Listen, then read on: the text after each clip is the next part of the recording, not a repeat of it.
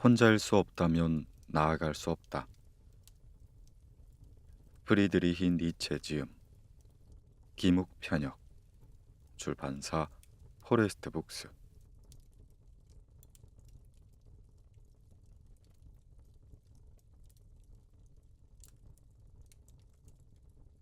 잔인할 정도로 나 자신을 무참히 사용해버렸다. 32살 무렵까지 나는 나 자신을 파악하기 위해 노력했다. 내 안에서 솟아난 의지가 어디로 향하고 싶어 하는지 그걸 알아내기 위해 노력했다. 그리고 마침내 내가 매우 큰 위험에 처해 있음을 발견하고 경악하게 됐다. 나는 사로잡힌 상태였다. 이대로 결속된 사회적 욕구에, 그들의 요구에 나는 사로잡혀 있었다. 강요받는 감사의 의무에 사로잡혀 있었다. 이것들을 대처할 환경이 없다는 사실에 절망하고 있었다. 남들 눈엔 어떠했는진 몰라도 내가 바라보는 내 모습은 절대적 결핍이었다.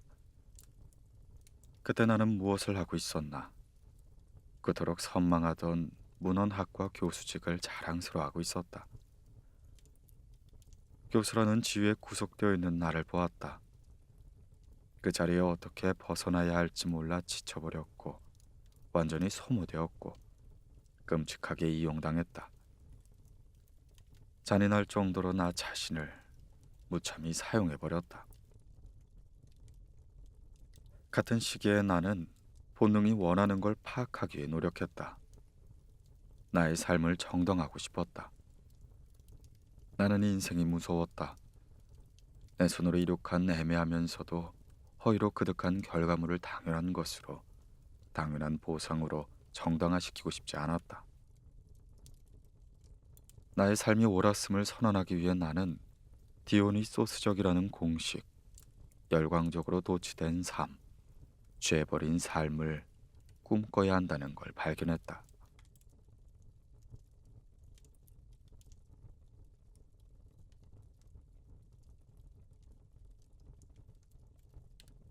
우선 나 자신에 대해 알아야겠다. 나는 나에 대해 이야기하고 싶다. 우선 나 자신에 대해 알아야겠다. 그리스의 서정 시인 핀다로스의 말 "너 자신이 되어라"의 진정한 의미는 언제나 소수만이 깨닫는다. 더구나 이들 깨달은 소수 중에서도 더욱 한정된 극히 일부 사람들만이 모든 진실을 깨달을 수 있다. 나에게 길을 묻는 자들에게 나는 이렇게 대답했다. 이것이 나의 길이다. 그대들의 길은 어디 있는가? 나는 그들에게 길을 가르쳐 주지 않았다. 왜냐하면 길은 존재하지 않기 때문이다. 나 자신에게 던지는 왜라는 질문에 분명한 답을 내놓을 수 없다면 이후론 모든 게 간단하다. 무엇을 어떻게 해야 할지 금방 알게 되는 것이다. 타인을 흉내내는 헛된 시간 낭비로부터 자유로워진다. 나의 길이 너무나 분명히 보인다면 남은 일이란 보이는 그 길을 걸어가는 것뿐이다. 나를 이해했는가? 나는 나를 통해 구별된다. 나와 나를 제외한 나머지 인류 전체를 나누는 기준은 내가 알아차렸다는 점이다. 맹목은 범죄 중에 범죄이다. 삶에 대한 범죄이다. 당신은 당신에 대해 얼마나 알고 있는가?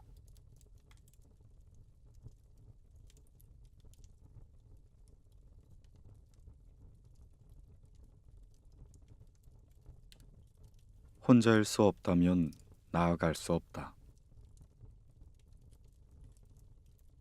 그대들은 이웃들 주변으로 모여들면서 서로 간의 교제에 대해 좋게 이야기한다. 그러나 이웃의 사랑은 그대들 자신에겐 질 나쁜 사랑이다. 그대들은 그대들 자신에게 벗어나 이웃에게서 달아나고서는 그것을 자신의 덕으로 만들고 싶어 한다. 너라는 호칭은 나라는 호칭보다 오래되었다. 너라는 호칭은 신성하게 여겨지지만 나라는 호칭은 아직 그렇지 않다. 그래서 인간이란 이웃에게로 모여드는 것이다. 그대들은 자신에 대해 좋게 말하고 싶으면 증인을 초대한다. 그리고 그를 깨어내 그대들에 대해 좋게 생각하게 하도록 해놓고선 그대들 스스로도 자기 자신에 대해 좋게 생각한다. 그대들은 교제할 때 자신에 대해 이런 식으로 거짓말하면서 자신과 이웃을 속인다. 그리고 그것은 단지 눈 가리고 아웅하는 것에 지나지 않는다. 자신에 대한 질 나쁜 사랑이 고독을 감옥으로 만들어버릴 뿐이다. 그대들은 자신을 참지 못하고 또 자신을 충분히 사랑하지도 않는다. 이웃이 아닌 자기 자신부터 사랑해야 한다. 자신을 진정으로 사랑하기 위해서는 먼저 자신의 힘만으로 무언가에 온 노력을 쏟아야 한다. 그리고 자신의 다리로 높은 곳을 향해 걸어가야 한다. 그것엔 분명 고통이 따른다. 그러나 그것은 자신을 단련시키는 고통이다.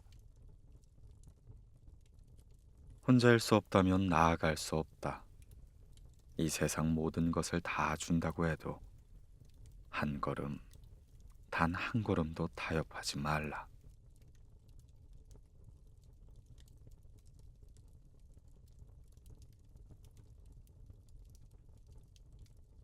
빛과 그림자는 적이 아니다.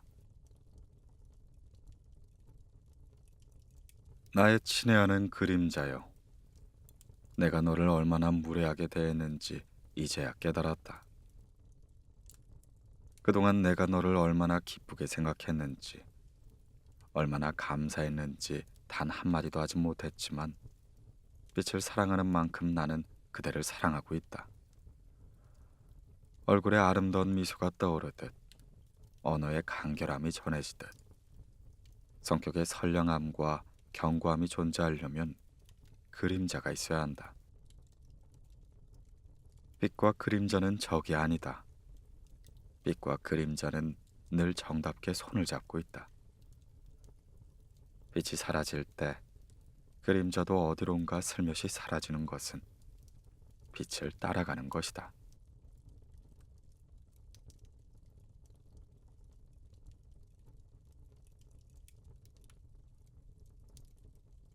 행동은 약속할 수 있지만 감정은 약속할 수 없다. 행동은 약속할 수 있지만 감정은 약속할 수 없다. 감정이 변덕스럽기 때문이다. 누군가에게 언제까지 사랑하겠다든지, 언제까지 증오하겠다든지, 혹은 언제까지 충실하겠다는 약속을 서슴지 않고 결행하는 인간은 자신의 힘이 미치지 않는 것을 약속하는 것과 같다. 통상적으로 애정이나 증오에서 비롯되는 감정, 혹은 이와 비슷한 동기에서 파생될 수 있는 행동이라면 약속해도 무방하다. 하지만 누군가를 언제까지 사랑하겠다는 약속은 내가 너를 사랑하는 한 나는 너에게 사랑의 행동을 나타낼 것이며 내가 너를 사랑하지 않게 될 경우 너 역시 같은 동기에서 더 이상 나를 사랑하지 않게 될 것이란 말과 같다. 이런 의미를 제대로 이해하지 못한 사람들의 머릿속에는 자신들의 애정은 변치 않을 것이며 언제까지나 동일하게 유지될 것이라는 망상만이 껍데기처럼 늘어지게 된다. 즉, 자신에 대한 기만 없이 누군가에게 영속적인 애정을 약속하는 자가 있다면 그것은 곧 껍데기가 영원할 것이다 라고 말하는 것과 같은 의미이다.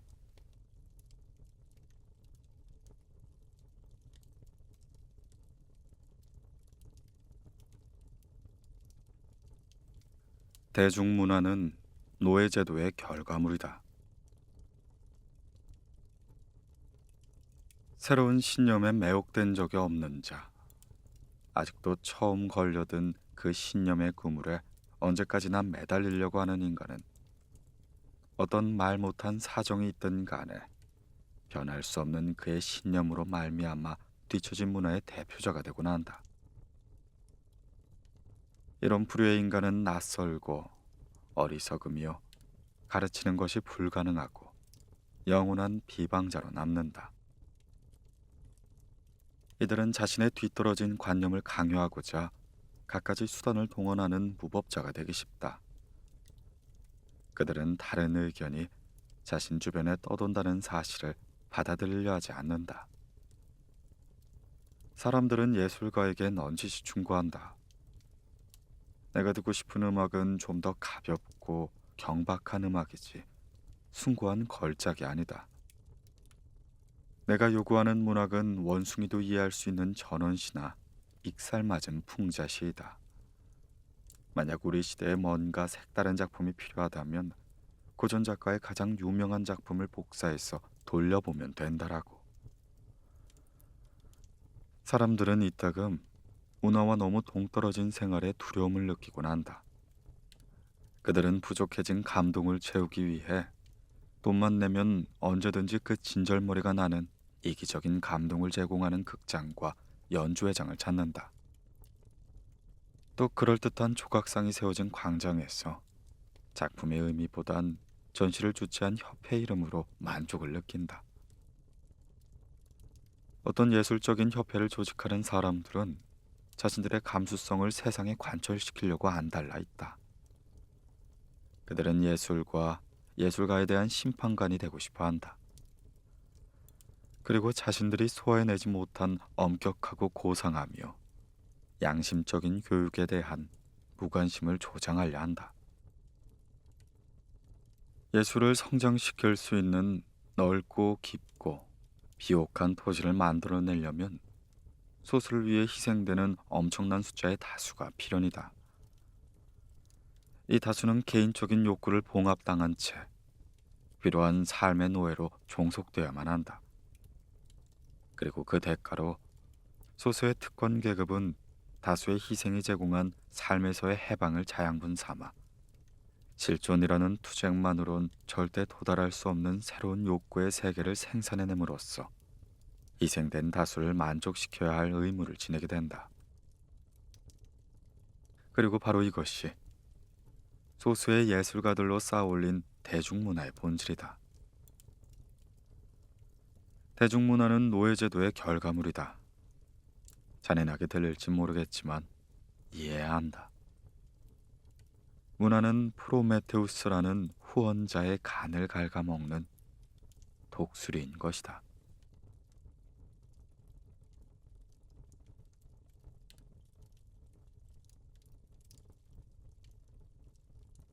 허물을 벗지 못하는 뱀은 소멸한다. 기존의 주장을 바꾼다는 것은 옷을 바꿔 입을 때와 마찬가지로 일종의 정신적 청결이 요구된다. 그러나 어떤 인간들은 허영의 욕으로 자신의 주장을 버릴 때가 있다. 사람들은 신념이 위대한 정신의 특성이길 바라지만 실상은 회의, 비도덕성, 공인된 신앙처럼 포기할 수 있는 것들이야말로 위대한 정신의 속성이다. 가이사르, 나폴레옹, 호메로스, 아리스토파네스, 레오나르도 다빈치, 괴테처럼. 허물을 벗지 못하는 뱀은 소멸하게 된다. 새로운 의견을 방해받을 정신도 마찬가지이다. 새로운 의견이 중단된 정신은 더 이상 정신으로 활동할 수 없다.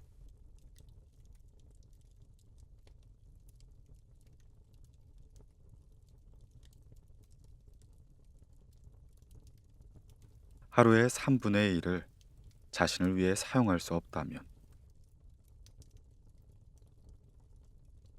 사회는 자신의 그늘 속에서 살아가는 인간이 불행이나 고독을 느낀다면 결코 용서하지 않겠다고 다짐했다.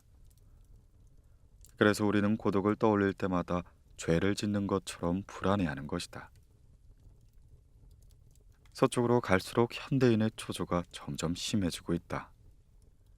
미국인은 유럽인들이 모두 조용한 정서를 사랑하고 즐기고 있다는 상상에 빠지곤 하는데, 실제로는 유럽인들 대부분이 꿀벌이나 말벌처럼 정신없이 날아다니고 있다. 그리고 이 같은 소란으로 발전한 문화는 결코 열매를 맺을 수가 없다. 그들이 이룩한 문명은 마치 계절의 변화를 잘못 판단해 너무 일찍 허물을 던져버린 애벌레와 같다. 우리의 문명은 새로운 야만에 이르렀다. 현대처럼 활동가가 문명을 장악한 적은 없었다. 고요한 침묵이 이제 인류가 거쳐야 할 필연적인 교육 중 하나가 되었다. 활동가는 보다 높은 수준의 활동에 거부감을 드러낸다. 여기서 말하는 좀 더 높은 수준의 활동이란 개성적인 활동을 뜻한다. 그들은 관리, 상인, 학자로서 활동하며 많은 장르를 개척했지만 특정한 덕목을 갖춘 개인으로 활동하지 못한다. 이런 점에서 비춰볼 때 한마디로 그들은 나태하기 짝이 없다. 어느 시대나 그렇듯이 오늘날에도 인간은 노예와 자유인으로 분리된다. 만일 하루에 3분의 2 정도를 자신을 위해 사용할 수 없는 인간이라면 그가 정치가이든 상인이든 혹은 관리나 학자이든 그는 그저 노예일 뿐이다.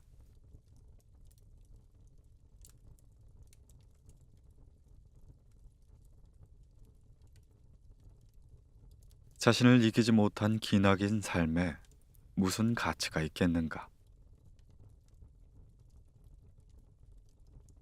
네가 만난 가장 골치 아픈 적은 언제나 너 자신이었다. 동굴 속에서, 숲 속에서 너 자신이 널 기다리고 있었다. 고독한 자여, 그대는 그대 자신의 길을 걷고 있음을 반드시 명심해야 한다. 그대는 그대 자신이 파놓은 불길 속에서 스스로를 불태워 죽여야만 한다. 우선 그대 인식을 제로 만들어야 한다. 제가 될 수 없다면 새로운 탄생은 도래하지 못하리라. 목적이 위대하다면 잔인무도한 전쟁마저도 거룩해질 수 있다고 당신들은 외치고 싶은 것인가? 나는 대답하겠다. 위대한 전쟁만이 목적을 거룩하게 만들 수 있다. 그러므로 말하겠다. 살아라. 전쟁을 일으켜라. 너의 삶과 싸워라. 너 자신을 이기지 못한 기나긴 삶이 너에게 무슨 가치가 있겠는가?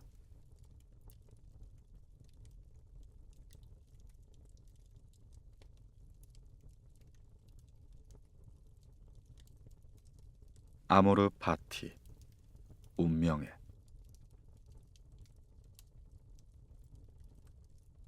나는 아직 살아있다. 나는 또 생각하고 있다. 나는 조금 더 살아야 한다. 왜냐하면 나에겐 아직도 생각해야 할 무언가가 남아있기 때문이다. 새 첫날은 자신의 소망과 가장 사랑하는 상념을 모두 씻어버려야 한다. 나 역시 자신이 무엇을 소망하는지, 어떤 상념이 이 해에 가장 먼저 달려올 것인지, 어떤 생각이 앞으로 내 모든 생활의 토대가 되고 보증이 되고 기쁨이 될 수 있는 것인지 떠들고 싶어졌다. 사물에 비롯되는 필연적인 사건을 진정한 아름다움으로 받아들이는 것. 나는 이것을 배우고 싶다. 만약 이런 방법이 익숙해진다면 나는 평범한 사물을 아름다움으로 승화시키는 사람들 중 한 명이 될 것이다. 운명에 앞으로 이 사랑이 나의 사랑이 되기를 간절히 소망한다. 더 이상 나는 추한 것과 싸우고 싶지 않다. 인간의 위대함이 드러나는 수단이 운명에다. 우리의 영혼은 결코 변할 수 없는 가치가 필연적으로 덮쳐오더라도 이를 감내할 뿐만 아닌 사랑할 수가 있다.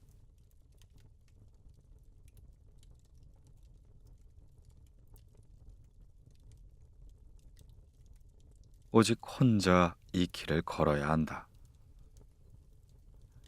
나의 제자들이여, 지금부터 나는 오직 혼자 이 길을 걸어야 한다. 너희들 역시 혼자 이 길을 걸으라. 이것이 나의 소망이다. 내게서 멀리 떨어져라. 그리고 자라투스트라에게서 스스로를 지켜라. 좀 더 발전할 수 있다면 그를 부끄럽게 만들어라.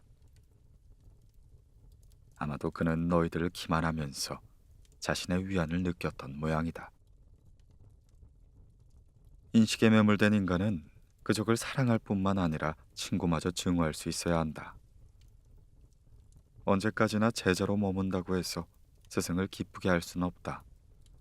너희들은 왜 나의 비참한 승리를 빼앗으려 하지 않는가? 너희들은 차라투스트라를 믿는 것인가? 차라투스트라가 대체 무엇이란 말인가? 너희들은 나를 믿는다고 떠들어대지만 너희들이 나를 믿음으로써 내가 얻을 수 있는 것이 무엇인가? 너희들은 여태껏 단 한 번도 너희들 자신을 찾아본 적이 없는 것이다. 그때 나라는 인간을 발견했을 뿐이다. 이것은 모든 신앙이 동일하게 밟아온 길이다. 따라서 모든 신앙이 쓸데없는 영광일 뿐이다. 지금 나는 너희들에게 명한다. 나를 잃어버리고 너희들 자신을 발견하라. 너희들 모두가 나를 부정할 수 있게 되면 비로소 나는 너희들에게 돌아가리라.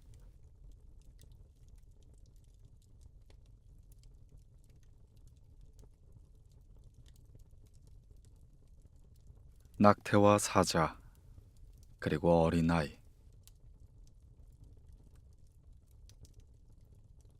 정신의 세 가지 변화에 대해 그대들에게 설명해야겠다. 정신이 낙타가 되고 낙타는 사자가 되며 사자는 마침내 어린아이가 되는 경위를. 우리의 거룩하고 굳센 정신은 여러 가지 무게에 시달리고 있다. 때문에 이 거대한 정신은 무거운 짐, 필연적으로 가장 무거운 짐을 만나게 된다.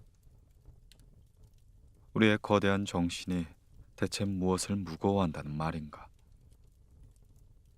이 의문을 풀기 위해 그대는 무릎을 꿇는다. 마치 낙타처럼 이 무거운 짐을 잔뜩 짊어지려 하는 것이다. 그대들이여, 그대들의 가장 무거운 짐은 무엇인가? 거대한 정신은 이렇게 말한다. 나는 이 무거운 짐을 짊어지고 나의 위대한 힘을 즐기리라. 자부심을 위해 스스로 고개를 숙이려는 것인가? 아니면 지혜를 비웃고자 스스로 우매를 신봉하는 것인가? 우리가 승리를 자축할 때 이 모든 기쁨을 멸시하고 싶은 것인가? 그들을 유혹한 자를 다시 유혹하고자 이 높은 삶을 오르겠다는 것인가? 지식이 열린 참나무와 그 풀잎을 먹으며 진리를 위하여 영혼의 굶주림을 참겠다는 것인가? 병든 그들을 찾아온 친구들을 돌려보내고 그대가 원하는 말을 들어본 적이 없는 저 벙어리들과 우정을 맺고 싶다는 것인가? 진리의 샘물이 눈앞에서 조용히 흐르는데 꾸정물을 바라보며 차갑게 식은 개구리와 뜨겁게 달궈진 두꺼비를 몰아낼 생각이 없다는 것인가? 가장 어려운 짐들을 우리의 거대한 정신은 기꺼이 짊어진다. 그는 무거운 짐을 지고 사막을 건너는 낙타처럼 자신의 사막으로 달려간다. 그러나 이 고독한 사막에서 그는 두 번째 변화를 경험한다. 여기서 우리의 정신은 사자가 되는 것이다. 자유는 그를 사막의 군주로 삼고 싶어 한다. 그는 자신의 사막을 다스릴 최후의 군주를 삼는다. 그리고 모든 신을 적으로 여긴다. 그리고 그는 거대한 용에게 싸움을 건다. 우리의 정신이 이미 군주 혹은 신으로 부를 수 없다고 규정한 거대한 용은 과연 무엇이란 말인가? 용은 우리에게 말한다. 그대가 마땅히 해야 할지니라. 그러나 사자로 변한 우리의 정신은 이렇게 말한다. 나는 단지 하고자 할 뿐이다. 그대가 마땅히 해야 할지니라는 금빛으로 물든 비늘을 자랑하는 짐승의 형상으로 그의 앞길을 가로막는다. 짐승의 몸에 새겨진 비늘마다 그대가 마땅히 해야 할지니라는 말이 빛을 내고 있다. 저 거대한 용은 이렇게 말한다. 모든 가치는 나의 머리 위에서 빛난다. 모든 가치는 이미 창조되었다. 창조된 모든 가치는 바로 나 자신이다. 나는 단지 하고자 할 뿐이다 라는 건 있을 수 없는 일이다. 용은 그들을 향해 이렇게 말한다. 형제들이여, 왜 우리에겐 사자가 필요한 것인가? 저 상냥하고 경건한, 그래서 위대한 짐승은 어째서 받아들일 수 없는 것인가? 새로운 가치의 창조는 사자가 할 수 있는 일이 아니다. 그러나 새로운 가치를 창조하는 데 필요한 자유는 사자만이 창조할 수 있다. 스스로 자유를 창조하고 신성한 의무를 거부하기 위해 형제들이여, 우리에겐 사자가 필요하다. 새로운 가치를 획득한다는 것은 경건한 정신의 위대한 약탈이 된다. 진실로 위대한 정신이 가치를 획득했다는 것은, 그 권리를 주장한다는 것은 약탈이 되는 것이다. 그것은 짐승의 소행이다. 그는 가장 신성한 가치로서 나는 단지 하고자 할 뿐이다 라는 걸 사랑하였다. 이제 그의 사랑에서 자유를 획득하기 위해 그 가장 신성한 사랑 속에서 광란과 방심을 찾아내지 않으면 안 된다. 그리고 이 약탈에 사자가 필요하다. 그러나 형제들이여, 사자도 감히 할 수 없는 일을 어린아이가 해낼 수 있다는 사실을 믿어달라. 뭐 때문에 사자는 어린아이가 될 수밖에 없는 것인가? 어린아이는 순수하다. 망각이다. 새로운 출발이다. 하나의 놀이이다. 저절로 굴러가는 수레바퀴이자 최초의 운동이다. 그리고 무엇보다 신성한 긍정이다. 그렇다 형제들이여, 창조는 늘 긍정을 필요로 하고 있다. 이제 정신은 자신의 의지를 요구한다. 세상을 등진 자만이 자신이 원하던 세계를 얻을 수 있다. 자, 나는 정신의 세 가지 변화에 대해 그대들에게 설명했다. 정신이 낙타가 되고, 낙타는 사자가 되며, 사자는 마침내 어린아이가 되는 경위를.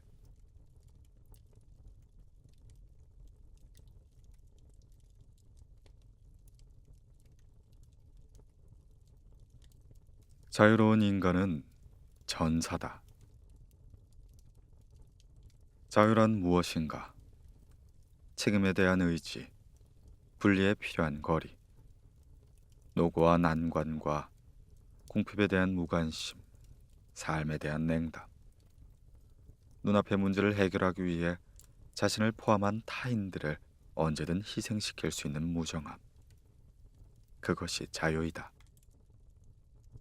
자유는 본능이다. 싸움에서 승리하고 싶은 본능, 기쁨을 누리고 싶은 본능이다. 그 본능이 지배하는 삶이야말로 인간이 추구하는 행복의 실체이다. 복종에서 5걸음 떨어져 있고 복종이라는 위험의 문턱 근처를 서성일 때 자유로운 인간이 만들어지게 된다.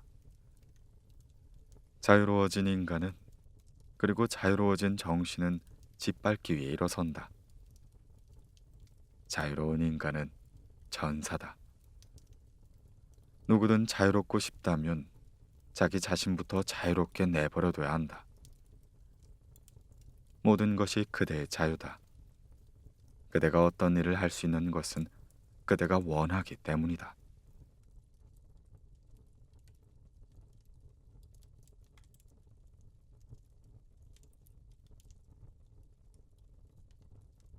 가장 무거운 머리와 괴로운 심장을 지닌 동물. 인간이 다른 어느 동물보다 병약하며 불안정하고 변화하기 쉽고 불확정적이라는 것은 의심할 여지가 없다. 한마디로 인간은 고뇌하는 동물인 것이다. 인간만이 고뇌를 한다. 고뇌로부터 도피하기 위해 그는 웃음을 발명해야 했다. 그때부터 가장 불행하고 가장 우울한 이 동물에게 가장 쾌활한 동물이라는 낙인이 찍혀버렸다. 인간이 다른 동물보다 빠르게 반응하고 운명에 반항하고 미래에 도전하는 습성을 타고났다는 건 확실하게 말할 수 있다. 위대한 자기 실험의 희생양이 된 인간, 제후의 지배를 찾아 동물과 자연, 신들과 결투를 벌이는 인간, 그 어떤 것으로도 만족을 느낄 수 없는 인간, 지칠 줄 모르는 욕망을 소유한 인간, 영원한 미래를 꿈꾸는 인간, 자신의 투지 때문에 안식을 찾지 못하고 그로 인해 현재의 육체를 파멸로 이끄는 인간. 이 용감하고 풍요로운 동물은 자신의 용기와 풍요로움 때문에 지상의 동물 중 가장 무거운 머리와 괴로운 심장을 갖고 태어난 것이 아닌가. 인간은 다른 동물에게선 찾을 수 없는 한 가지의 특징이 있다. 그것은 다름 아닌 실존의 확인이다. 인간이 공상적인 존재가 된 것도 바로 이 실존에 대한 의구심 때문이었다.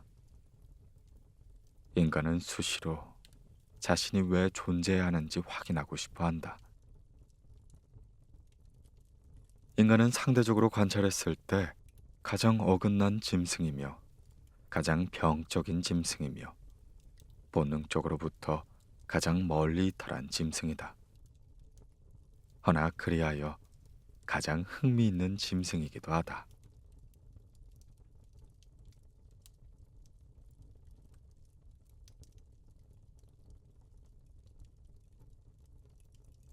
오직 고뇌만이 인간을 성장시킨다. 그대들은 될 수 있다면 고뇌를 없애버리고 싶어 한다. 헌데 우린 오히려 고뇌를 기다리고 있다. 나는 고뇌가 지금까지 우리를 괴롭혔던 것 이상으로 더욱 절박해지기를 간절히 원한다. 그대들이 고뇌하는 안락은 우리의 목표가 아니다. 그것은 오히려 하나의 종말일 뿐이다. 안락은 인간을 비웃음거리와 경멸의 대상으로 전락시키기 때문이다. 고난이 우리를 얼마나 굳세게 만들 수 있는지 그대들은 정녕 모르는 것인가. 오직 이 단련만이 인간을 향상시킬 수 있다는 사실을 그대는 정녕 모르는 것인가. 영원한 생명을 위해 굳센 의지를 기다리는 영혼의 긴장, 위대한 파멸을 목격할 때의 전율, 불행을 이겨낸 뒤 불행의 의미를 외치고 마침내 행복을 체감하는 우리의 용기, 영혼이 간직하고 있는 비밀, 가면, 정신, 교활, 위대함, 이 모든 것이 오직 고난을 통해 영혼에게 발견될 수 있다는 사실을 그대는 정녕 모른다는 것인가.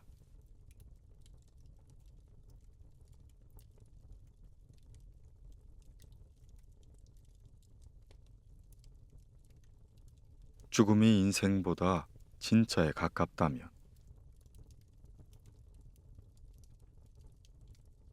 인간은 지속적으로 기만당하길 원하며 기만당하는 경험을 통해서만 살아있다는 체감을 얻게 된다.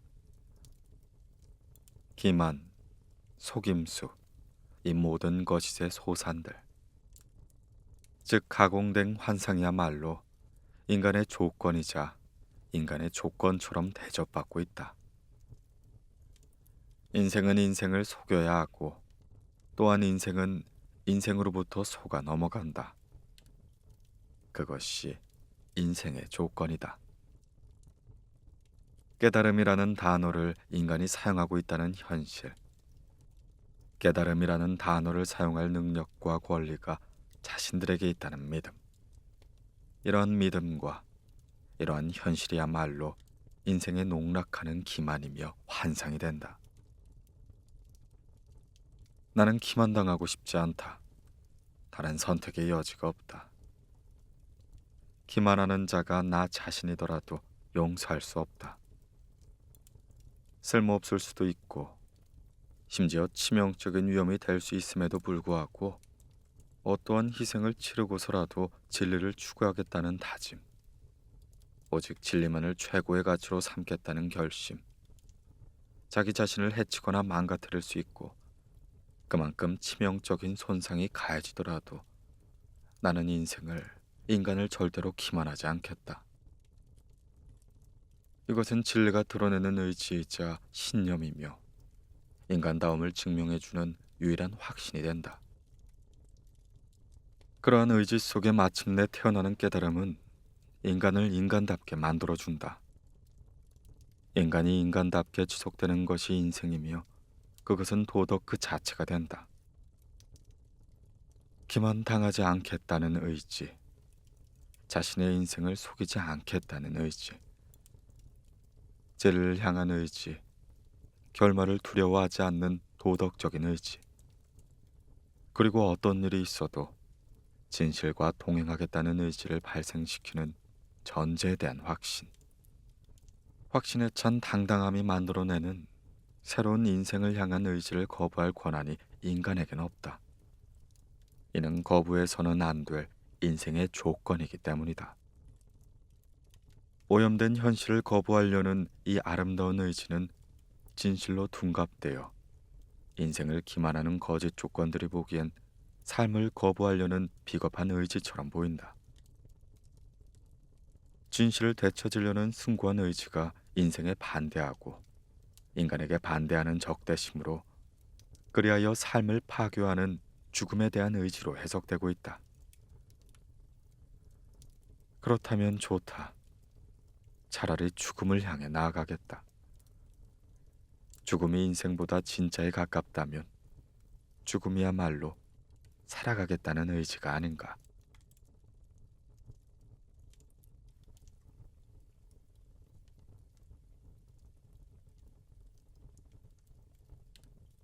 평등한 세상을 원하지 않는다.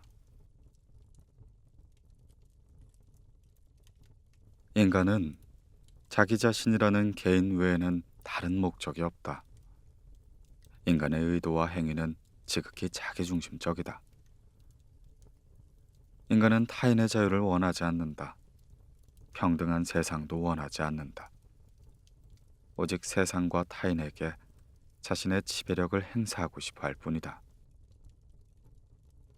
인간은 세상을 개인 소유물로 여기며 그 안에서 살아가는 사람들도 개인적인 소유물로 취급한다. 세상은 나의 삶을 위해 존재하고 나의 쾌락을 위해 세상이 존재한다고 믿는다.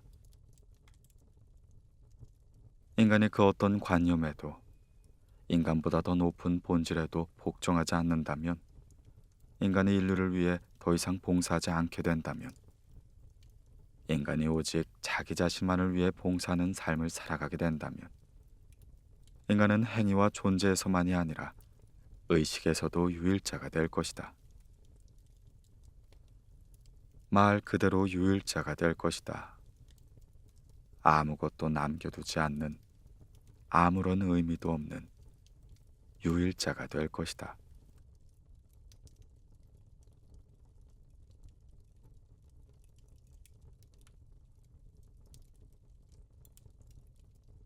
부모는 자식을 자기와 똑같은 인생으로 만들어 버린다. 내가 두 손으로 이 나무를 흔들려고 해도 나무는 결코 움직이지 않을 것이다. 허나 눈에 보이지 않는 저 바람은 나무를 뿌리채 뽑아버릴 수도 있다.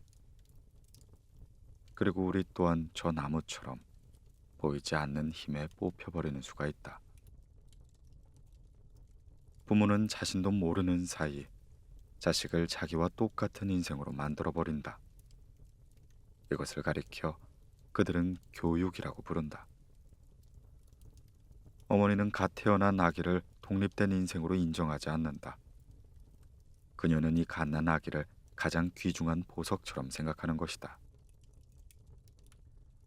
마찬가지로 자신에게 아들을 가르칠 권리가 있는지, 이 어린 미래를 자신의 관념으로 자신이 원하는 미래를 위해 복종시킬 권리가 있는지 스스로 물어보는 아버지는 없다. 고대에는 아버지에게 아들의 생사를 결정지을 권리가 있다고 믿었다. 현대엔 그 아버지의 권리를 교사와 계급, 군주와 국가가 물려받았다고 믿는다. 그들은 한 생명이 태어날 때마다 새로운 소유의 기회가 찾아왔다며 매우 반가워한다. 부모의 성격과 욕구가 빚어내는 마찰은 어린이의 성질에 고스란히 남아있다. 그리고 그의 내적 순환을 방해하는 하나의 불협화음이 된다. 인간은 점점 더 거대해지고 거만해지는 추억에 대항하며 살아간다. 그는 언제나 추억에 짓눌리고 정복당한다. 이 보이지 않는 빚이 그의 인생을 괴롭히는 것이다.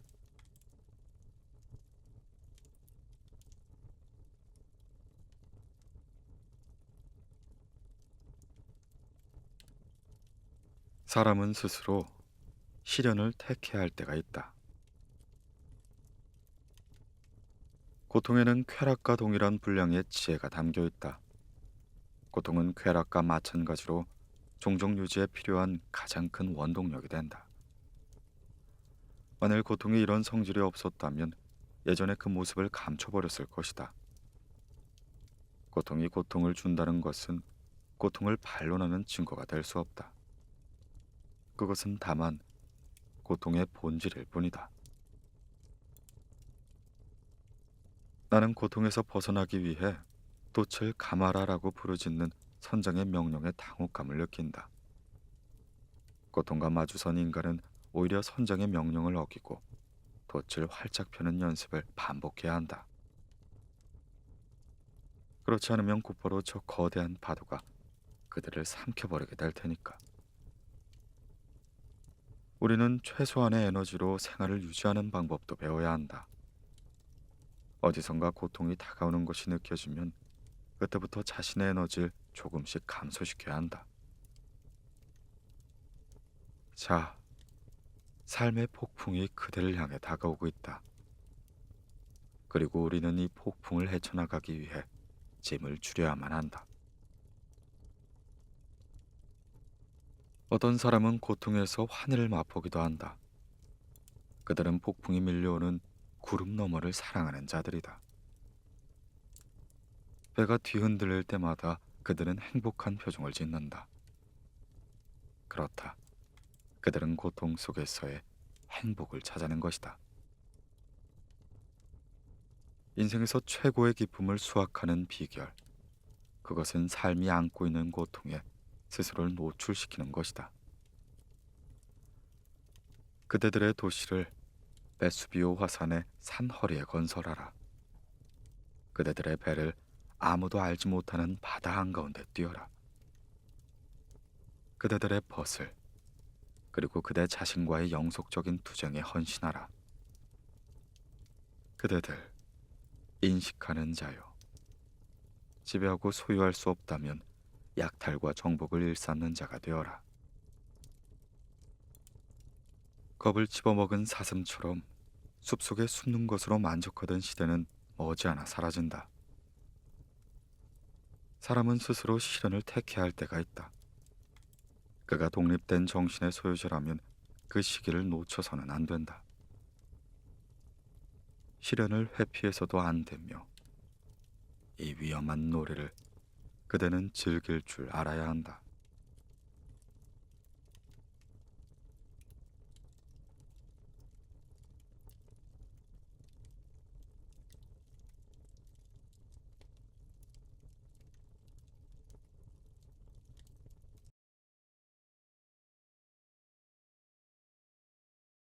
낙태와 사자, 그리고 어린아이.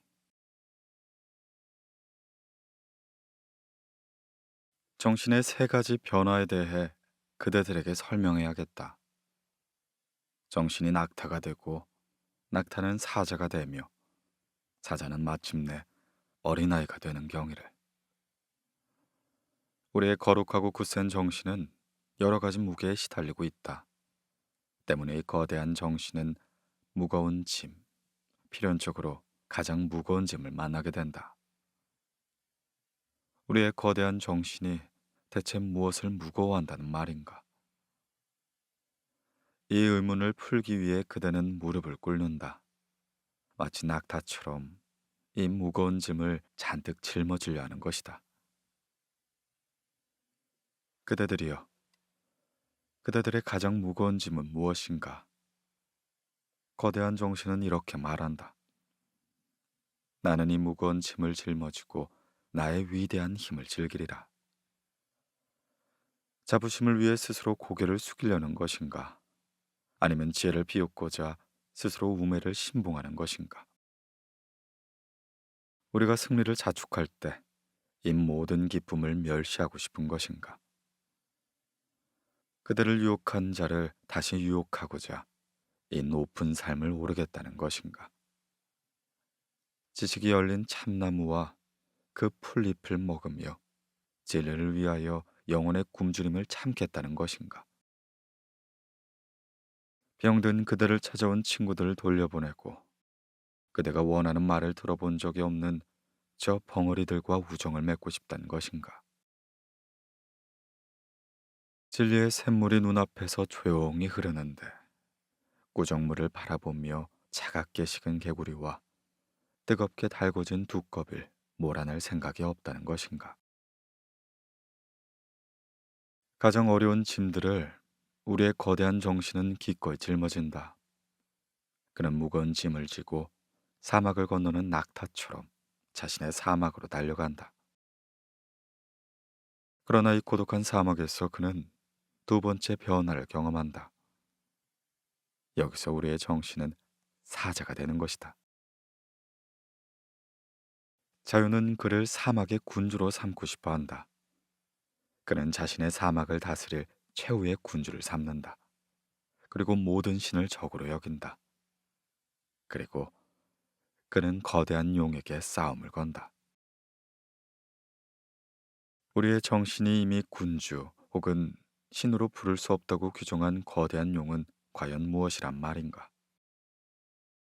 용은 우리에게 말한다. 그대가 마땅히 해야 할지니라. 그러나 사자로 변한 우리의 정신은 이렇게 말한다. 나는 단지 하고자 할 뿐이다. 그대가 마땅히 해야 할지니라는 금빛으로 물든 비늘을 자랑하는 짐승의 형상으로 그의 앞길을 가로막는다. 짐승의 몸에 새겨진 비늘마다 그대가 마땅히 해야 할지니라는 말이 빛을 내고 있다.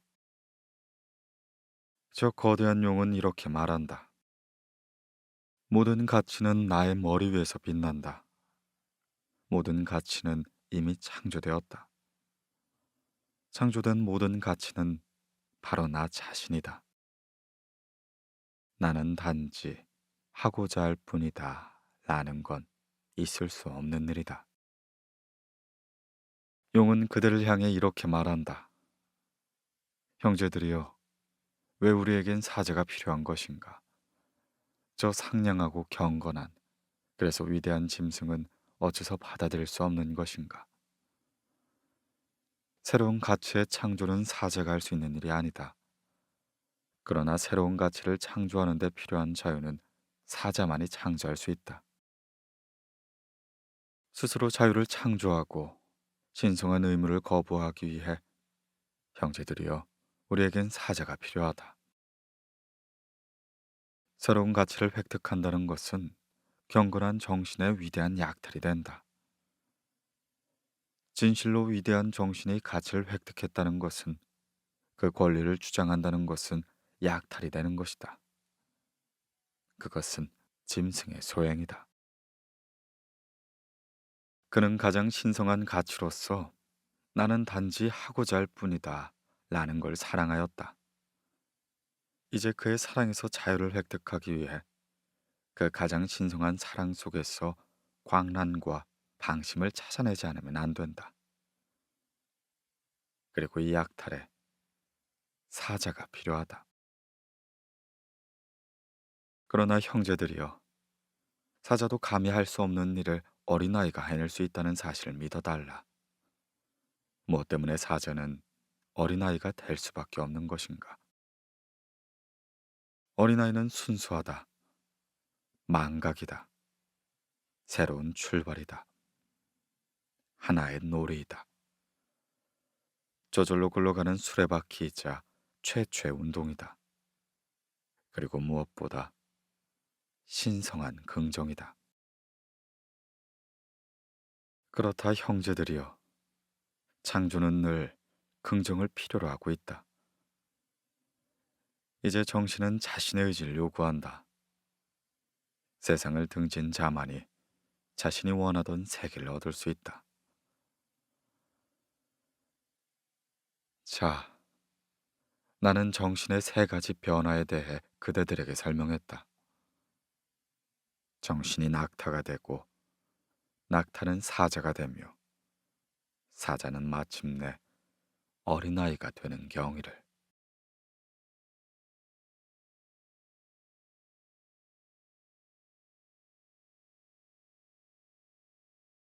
허물을 벗지 못하는 뱀은 소멸한다. 기존의 주장을 바꾼다는 것은 옷을 바꿔 입을 때와 마찬가지로 일종의 정신적 청결이 요구된다. 그러나 어떤 인간들은 허영의 욕으로 자신의 주장을 버릴 때가 있다. 사람들은 신념이 위대한 정신의 특성이길 바라지만 실상은 회의, 비도덕성, 공인된 신앙처럼 포기할 수 있는 것들이야말로 위대한 정신의 속성이다. 가이사르, 나폴레옹, 호메로스, 아리스토파네스, 레오나르도 다빈치, 괴테처럼. 허물을 벗지 못하는 뱀은 소멸하게 된다. 새로운 의견을 방해받을 정신도 마찬가지이다. 새로운 의견이 중단된 정신은 더 이상 정신으로 활동할 수 없다.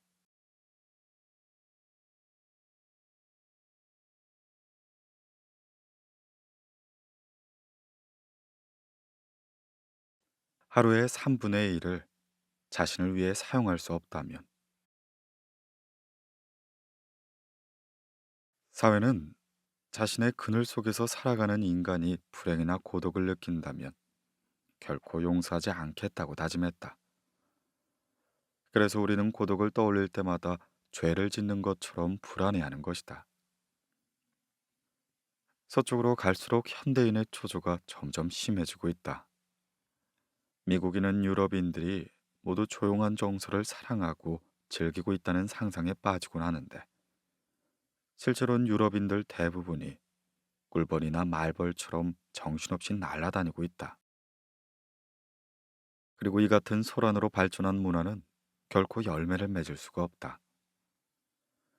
그들이 이룩한 문명은 마치 계절의 변화를 잘못 판단해 너무 일찍 허물을 던져버린 애벌레와 같다. 우리의 문명은 새로운 야만에 이르렀다.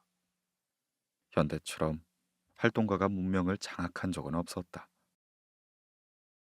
고요한 침묵이 이제 인류가 거쳐야 할 필연적인 교육 중 하나가 되었다.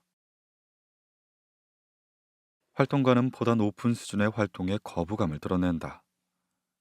여기서 말하는 좀 더 높은 수준의 활동이란 개성적인 활동을 뜻한다. 그들은 관리, 상인, 학자로서 활동하며 많은 장르를 개척했지만 특정한 덕목을 갖춘 개인으로 활동하지 못한다. 이런 점에서 비춰볼 때 한마디로 그들은 나태하기 짝이 없다. 어느 시대나 그렇듯이 오늘날에도 인간은 노예와 자유인으로 분리된다. 만일 하루에 3분의 2 정도를 자신을 위해 사용할 수 없는 인간이라면 그가 정치가이든 상인이든 혹은 관리나 학자이든 그는 그저 노예일 뿐이다.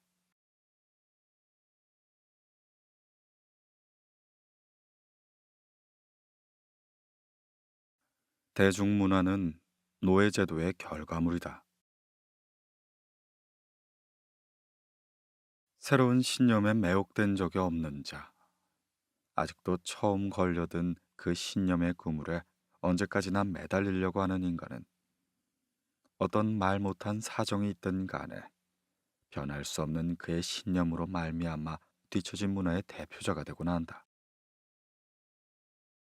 이런 부류의 인간은 낯설고 어리석으며 가르치는 것이 불가능하고 영원한 비방자로 남는다.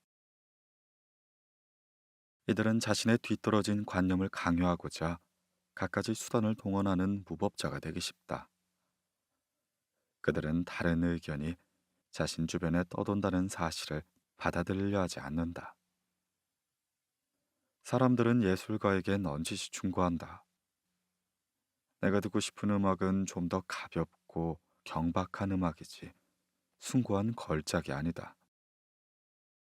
내가 요구하는 문학은 원숭이도 이해할 수 있는 전원시나 익살맞은 풍자시이다.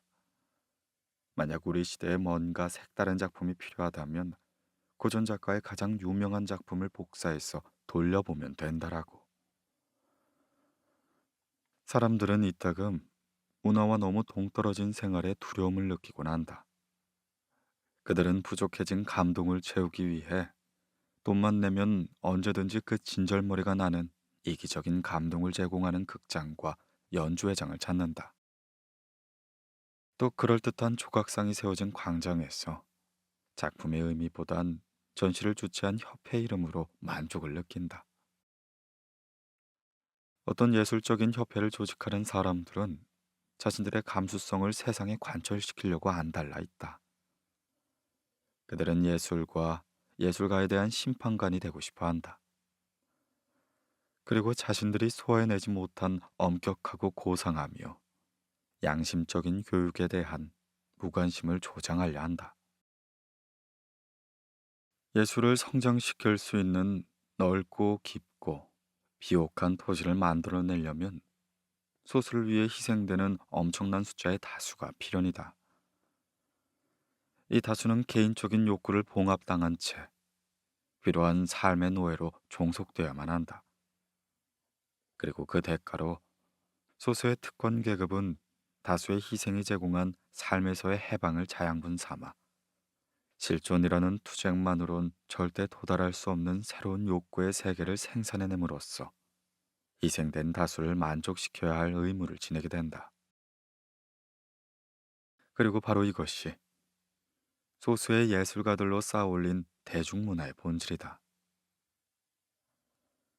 대중문화는 노예제도의 결과물이다. 잔인하게 들릴지 모르겠지만 이해해야 한다. 문화는 프로메테우스라는 후원자의 간을 갉아먹는 독수리인 것이다.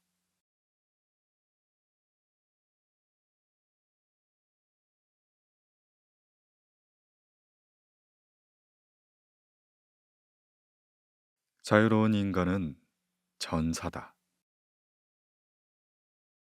자유란 무엇인가? 책임에 대한 의지, 분리에 필요한 거리, 노고와 난관과 궁핍에 대한 무관심, 삶에 대한 냉담, 눈앞의 문제를 해결하기 위해 자신을 포함한 타인들을 언제든 희생시킬 수 있는 무정함. 그것이 자유이다. 자유는 본능이다. 싸움에서 승리하고 싶은 본능, 기쁨을 누리고 싶은 본능이다. 그 본능이 지배하는 삶이야말로 인간이 추구하는 행복의 실체이다. 복종에서 5걸음 떨어져 있고 복종이라는 위험의 문턱 근처를 서성일 때 자유로운 인간이 만들어지게 된다. 자유로워진 인간은, 그리고 자유로워진 정신은 짓밟기 위해 일어선다.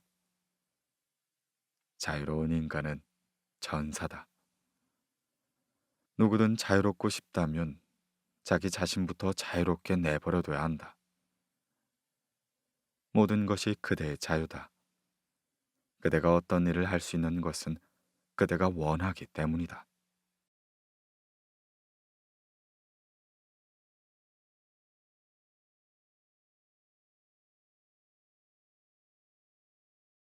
가장 무거운 머리와 괴로운 심장을 지닌 동물.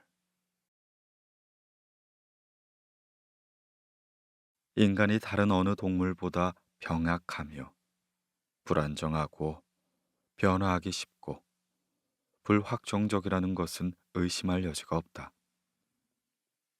한마디로 인간은 고뇌하는 동물인 것이다. 인간만이 고뇌를 한다. 고뇌로부터 도피하기 위해 그는 웃음을 발명해야 했다. 그때부터 가장 불행하고 가장 우울한 이 동물에게 가장 쾌활한 동물이라는 낙인이 찍혀버렸다. 인간이 다른 동물보다 빠르게 반응하고 운명에 반항하고 미래에 도전하는 습성을 타고났다는 건 확실하게 말할 수 있다.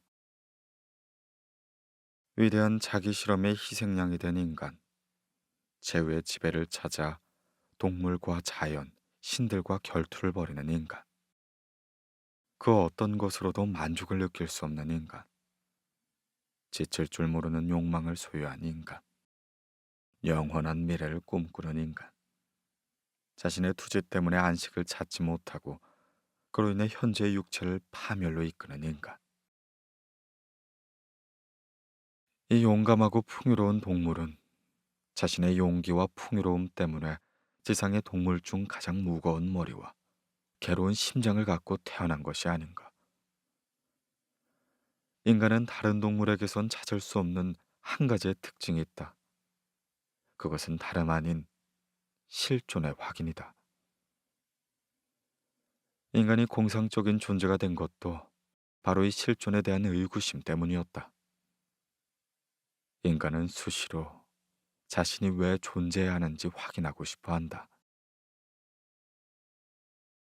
인간은 상대적으로 관찰했을 때 가장 어긋난 짐승이며 가장 병적인 짐승이며 본능적으로부터 가장 멀리 이탈한 짐승이다. 허나 그리하여 가장 흥미있는 짐승이기도 하다.